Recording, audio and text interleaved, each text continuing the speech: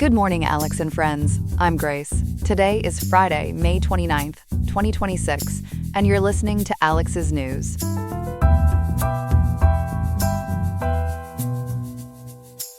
The weather in Riverside is expected to reach a high of 70.9 degrees today, with a low of 56.0 degrees, making it a mild and pleasant day across the region. On today's episode, we are looking into the complex reasons behind a deadlock surrounding the proposed 60-day ceasefire in the Middle East. We will also examine the factors contributing to the war-driven stagflation that is currently impacting the United States economy. These significant topics, along with a collection of other news stories from around the globe, are what we have in store for you this morning. There is plenty of ground to cover as we break down the day's events. All this and more coming up on Alex's News. Stay tuned.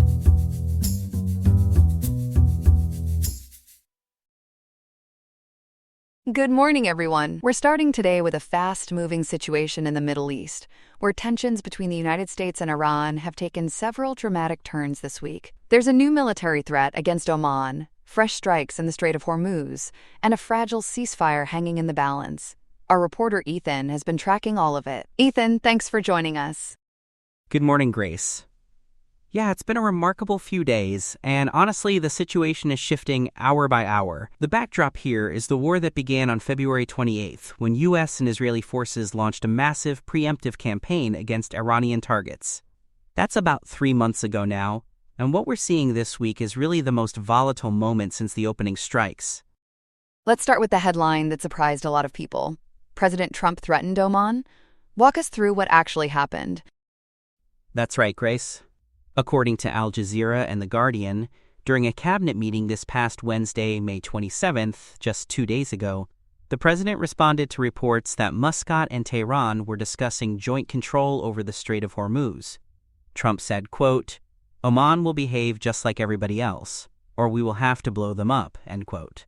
And what's really stunning here is that Oman has been a longtime U.S. security partner and one of the most trusted regional mediators. So this isn't just tough talk aimed at an adversary. This is a direct threat against a friend. That's an extraordinary statement. What's the administration actually worried about here? The friction centers on that strategic waterway, which handles over 20% of global oil traffic. Al Jazeera reports the Trump administration is alarmed by a purported memorandum of understanding in which Tehran and Muscat would jointly manage the strait and potentially charge, quote, fees for services, end quote. The administration is calling those claims a fabrication. But at the same time, NBC News and Gemini flash reports indicate Treasury Secretary Scott Bessent has already threatened aggressive sanctions against any entity facilitating those tolls. So how is Oman responding to all of this? They're trying hard to de-escalate, Grace. Yesterday, on May 28th, the Omani ambassador to the U.S., Talal al-Rabi, called Secretary Bessent directly. He provided assurances that Oman has, quote, no plans, end quote, to impose tolls or participate in any joint control mechanism that would obstruct shipping. But here's the thing. Despite those assurances, the U.S. State Department actually confirmed the intentionality of Trump's threat by sharing a transcript of his blow-up comment on social media. So they're doubling down rather than walking it back. And while all this diplomatic drama is unfolding, there's actual fighting happening too. Bring us up to speed on the military side. Yes, the rhetorical escalation has been matched by real kinetic action. Yesterday, on May 28th, U.S. Central Command, CENTCOM, carried out what NBC News describes as defensive strikes against an Iranian ground control site in Bandar Abbas.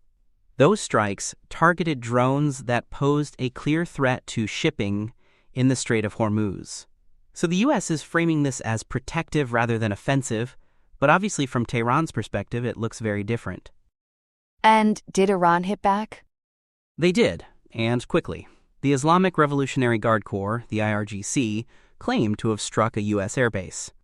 According to NBC News and Al Jazeera, the Kuwaiti military confirmed its air defenses were active yesterday, confronting what they called hostile missile and drone attacks suspected to be part of the Iranian retaliation.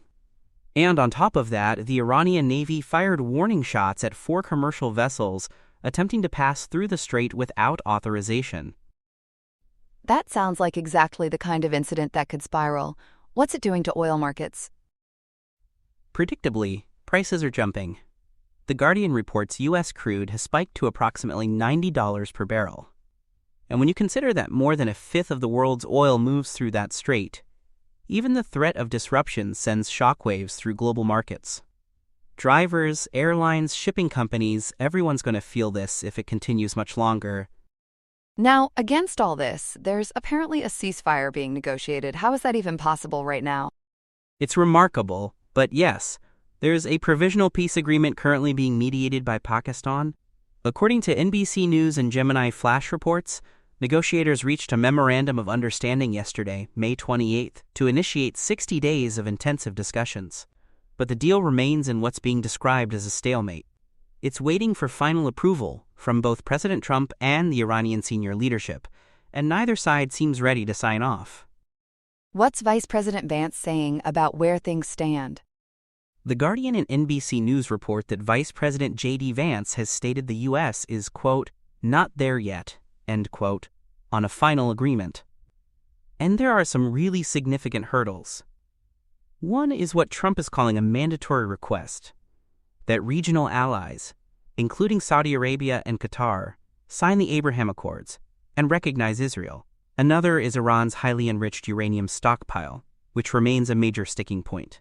And then there's the political dimension. Trump has dismissed suggestions that the upcoming U.S. midterms are pressuring him into a quick deal. He says he's willing to, quote, outweight, end quote, the Iranian regime. Let's dig into that Abraham Accords demand.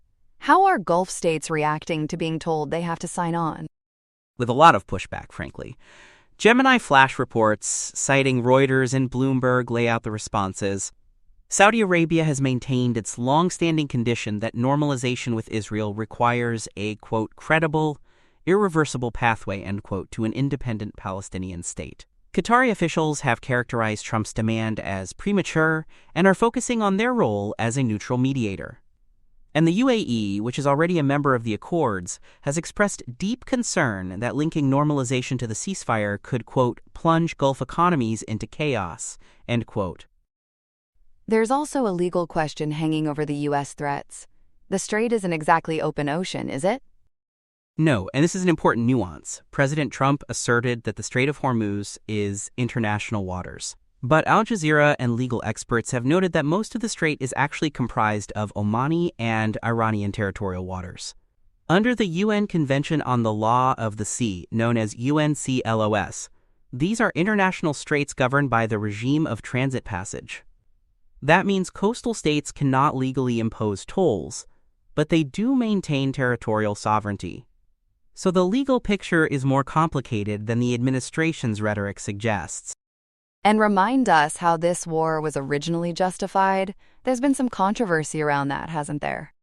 Quite a bit, Grace. When the war began on February 28th, Trump justified the preemptive strike by saying he had, quote, a feeling, end quote, that Iran would strike first. But Gemini flash reports and the New York Times have highlighted significant contradictions to that narrative. At the time, Omani Foreign Minister Badr al-Busaidi publicly disputed the imminent threat characterization, saying a peace deal was actually within reach. And since then, there have been high-level resignations, including Director of the National Counterterrorism Center Joe Kent and DNI Tulsi Gabbard, that have further undermined the administration's original justification. So as we sit here this morning, how would you characterize where things stand? Honestly, Grace, the region is on a knife edge. Pakistan continues to facilitate communication between Washington and Tehran, which is the thread of hope here. But the combination of U.S. strikes in southern Iran, Iranian retaliation reaching Kuwait, and this unprecedented threat against Oman has left the 60-day ceasefire agreement extremely fragile. Any one of these flashpoints could unravel the talks before they really begin. A lot to keep an eye on in the days ahead. Ethan, thanks so much for breaking it all down for us this morning. Always a pleasure, Grace. We're back.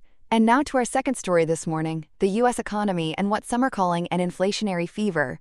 The Federal Reserve is facing a real bind, and there's a war driving much of it. Our reporter Chloe has been digging into this all week. Chloe, good morning. Good morning, Grace. Yeah, this is one of the most complicated economic moments we've seen in decades. We've essentially got a slowing economy colliding with a vertical surge in energy costs. And that combination, as of late May 2026, is bringing back a word a lot of economists hope they'd never use again: stagflation. Stagflation. That's a word straight out of the 1970s. What are the actual numbers telling us right now? So according to reports from CBS News and Fox Business, the April 2026 Personal Consumption Expenditures Price Index, which is the Fed's preferred inflation gauge, jumped to 3.8% year over year. That's up from 3.5% in March, and it's the fastest pace of inflation in nearly 3 years. Even core PCE, which strips out food and energy, climbed to 3.3%. That means we've now been above the Fed's 2% target for 5 straight years. 5 years above target. So what's the single biggest thing pushing prices up right now? It's energy, hands down. ABC News and The Guardian report gasoline prices shot up 12.3% in April alone, pushing the national average to $4.42 per gallon.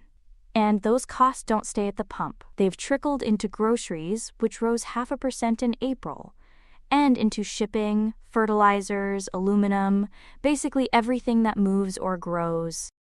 And all of this ties back to the conflict with Iran. Walk us through how we got here. Right, this is what analysts are now calling the Iran shock. According to historical data and military records cited by Al Jazeera and the Washington Post, the war began on February 28th, so just about 3 months ago today. That's when the US and Israel launched Operation Epic Fury, a series of preemptive strikes on Iranian nuclear and military infrastructure. What followed was an energy disruption that's only deepened over time. And I understand it's not just one side cutting off the oil. There's actually a blockade from both directions? Exactly, and analysts are calling it a dual blockade. First, Iran retaliated by using naval mines and fast attack craft to effectively close the Strait of Hormuz. That's the waterway through which 20 to 25% of the world's seaborne oil flows. Then on April 13th of this year, the U.S. transitioned to an active naval blockade of its own. According to the Hindu and CENTCOM reports, over 100 commercial vessels have been intercepted to prevent Iranian oil from getting out. So both sides are squeezing supply. Does the White House see it that way? Not quite. The Trump administration is attributing that 3.8% inflation rate primarily to Iranian hostility. But market analysts at Goldman Sachs and Morningstar push back on that framing. They note that the U.S. naval blockade and Treasury sanctions have structurally locked in the supply deficit, mainly because war risk insurance has become nearly impossible to obtain, even for neutral vessels carrying oil from other countries. That's a really important nuance. Now let's talk about the Federal Reserve, because there's a brand new chair in the middle of all this. Yes, and what a way to start the job. Kevin Warsh was sworn in as the 17th Federal Reserve Chair on May 22nd, so just 1 week ago today. According to Investopedia and AOL, he's walked straight into a baptism by fire. The Fed is caught between a slowing economy, with first-quarter GDP growth revised down to a meager 1.6%, and inflation that just won't quit. So how are Fed officials split on what to do next? They're deeply divided, Grace. On one side, you have Alberto Musalem, the president of the St. Louis Fed, who said that if inflation doesn't subside, rate hikes may be required. And markets are listening. There's now a 59 to 70% probability priced in for a rate hike by December 2026. That's a complete reversal from the rate cut expectations we had earlier this year. A total 180. And who's on the other side of that argument? Fed Governor Lisa Cook is advocating for holding rates steady in the current 3.50 to 3.75% range. But even she admitted she's losing patience because inflation has been, in her words, sticky. And then you have Chair Warsh himself, who's introduced something being called the Warsh Reset. The Warsh Reset. What exactly does that mean? So it involves pivoting toward what's called trimmed mean inflation metrics. Basically, you filter out the most volatile energy noise to get a cleaner read on underlying prices. He's also reportedly betting on supply-side productivity gains from AI integration. The hope is that AI can lower costs over time without forcing the Fed to slam the brakes and trigger a massive recession. That's a pretty big bet on technology. Meanwhile, what is all of this doing to ordinary families? This is really the heart of the story, Grace. NPR and PBS highlight that real, disposable, personal income has now fallen for 3 consecutive months. Wage growth is essentially being swallowed whole by the cost of living. And the personal savings rate has plummeted to 2.6%. That's the lowest level in 2 decades, meaning families are dipping into reserves just to cover basic necessities. Wow. And are economists expecting that to turn around soon? Not without a resolution to the conflict. Mark Zandi, the chief economist at Moody's Analytics, warned that the economy is, quote, struggling, end quote. And he said without a resolution to the Iran conflict, a recession is, quote, more likely than not, end quote. So the diplomatic track is really what everything hinges on right now. Let's go there next. I understand there's been some movement on the diplomatic front, but it's stalled? That's right. Pakistani mediators, including Field Marshal Asim Munir and Foreign Minister Ishaq Dar, have facilitated a 60-day memorandum of understanding. The goal is to pause hostilities and reopen the Strait of Hormuz. But according to the New York Times and CNN, President Donald Trump has withheld his signature.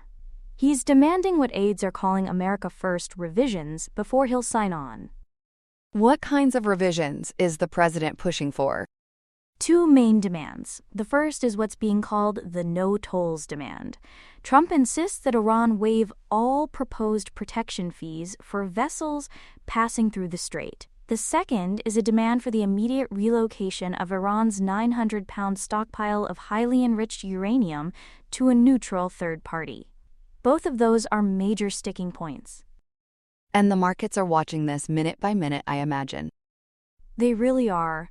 Oil prices dipped slightly to approximately $97.40 today on hopes a deal could still happen. But traders are warning that if the June 1st deadline for the truce passes without a signature, and remember, that's just 3 days from today, Brent crude could spike toward $120 per barrel. That would send another shockwave through the entire inflation picture. 3 days. That's an incredibly tight window. So what should our viewers be watching for between now and then? I'd say 2 things. First, any signal out of the White House on whether Trump softens those America First demands or holds firm. And second, watch the energy markets, because they'll tell us in real time whether traders believe a deal is coming together or falling apart. If we see Brent climb toward triple digits before Monday, that's the market essentially betting the truce collapses. And if the truce does collapse, what does that mean for the Fed's next move? It pretty much forces their hand, Grace. If energy keeps surging, holding rates steady becomes much harder to defend, and you'd likely see the probability of a December rate hike climb even higher. On the other hand, if diplomacy breaks through and the strait reopens, the Warsh reset strategy suddenly looks a lot more viable. So for now, the Federal Reserve and the American public remain in a state of high-stakes suspense. A lot riding on the next 72 hours. Chloe, thank you so much for breaking all of that down for us this morning. My pleasure, Grace. We'll be tracking it closely. That's our reporter, Chloe, and we'll be right back after this. Here are some other headlines. Former CIA official David Rush really went for the gold, literally. The FBI arrested the former senior executive after a search of his Ashburn, Virginia home revealed he was quite the clock watcher, hoarding 35 luxury timepieces, including several Rolexes, and 303 gold bars valued at over $40 million. Prosecutors allege he used his top-secret clearance to requisition the bullion and $2 million in cash for work-related expenses between November 2025 and March 2026, only to pocket the change himself. It appears his entire career was built on a wing and a prayer, Investigators discovered he spent 20 years faking his way to the top with a fabricated history as a Navy pilot and bogus degrees from Clemson University and Rensselaer Polytechnic Institute. CIA Director John Ratcliffe blew the whistle after an internal audit found the agency's physical currency stockpiles were looking a little thin, sparking a frantic review of how such a fraudulent flyer could stay under the radar for so long. Turning to the Department of Justice, things are getting a bit messy in the courtroom as officials launch a criminal inquiry into whether author E. Jean Carroll committed perjury. The investigation focuses on a 2022 deposition where she claimed she had not received outside financial help, a statement that seems to have lost its shine, following reports that a billionaire-funded nonprofit helped foot her legal bills. Acting Attorney General Todd Blanche has recused himself to avoid a conflict of interest due to his past as the president's personal attorney, making the matter a real hot potato. While a jury previously awarded Carroll $88 million for sexual abuse and defamation, this new probe has legal experts worried about the potential weaponization of the justice system. For his part, the U.S. Attorney for the Northern District of Illinois, Andrew S. Boutros, is trying to clear the air, stating his office has not opened a personal investigation into Carroll. On the immigration front, a chilling report reveals a somber record in federal custody. At least 10 immigrants have died by suicide since the start of the current administration in January 2025, marking a tragic high for the agency. It appears the system is at a breaking point, with a record 60,000 people currently detained and suicides now accounting for 20% of all deaths in custody since early last year. Critics say staff ignored clear signs of distress and even left dangerous materials within reach of those at risk. While the Department of Homeland Security claims these incidents are extremely rare and that they provide comprehensive care, advocates argue that mental health oversight is currently on life support. Across the globe, the World Health Organization is sounding the alarm over a viral threat in the Democratic Republic of the Congo. Director General Tedros Adhanom Ghebreyesus is on the ground in Ituri province to tackle a rare strain of Ebola that is proving to be a real headache for health workers. With over 1,000 cases and no approved vaccine currently on the shelf for this specific variant, the situation is going viral in all the wrong ways. The United Nations has released $60 million in emergency funds to stop the spread, especially as neighboring Uganda has already locked its borders to keep the outbreak from traveling. Finally, former Attorney General Pam Bondi is in the hot seat today for a closed-door interview with the House Oversight Committee. Lawmakers are looking to get the real story behind the handling of the Jeffrey Epstein investigation files, and that supposed client list that seems to have vanished into thin air. After a botched document release in early 2026 that left survivors feeling exposed by unredacted images, Bondi is answering for why the transparency process felt so opaque. Though she has recently transitioned to a new role on a White House advisory panel for artificial intelligence, today she will have to rely on her own intelligence to explain her past oversight. That's all we have for now. Today's episode was made by Alexander King with Claude Opus 4.6, Gemini Pro 3.1, Gemini Flash 3, and Google Cloud Text-to-Speech. I hope you have a great day. I'll see you tomorrow, Alex.